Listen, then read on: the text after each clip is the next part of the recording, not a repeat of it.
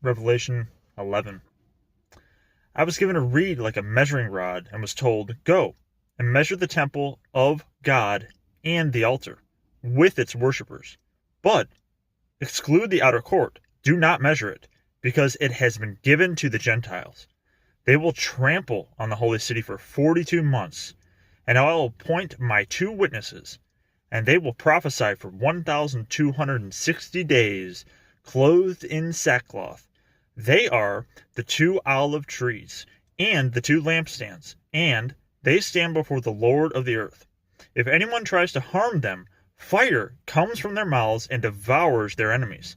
This is how anyone who wants to harm them must die. They have power to shut up the heavens so that it will not rain during the time they are prophesying.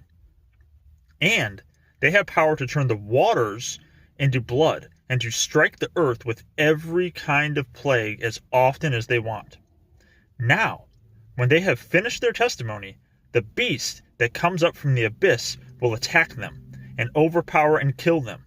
Their bodies will lie in the public square of the great city, which is figuratively called Sodom and Egypt, where also the Lord was crucified. For 3.5 days, some from every people, tribe, language, and nation will gaze on their bodies and refuse them burial.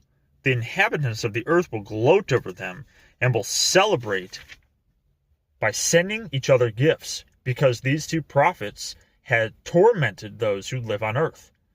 But after 3.5 days, the breath of life from God entered them, and they stood on their feet, and terror struck those who saw them.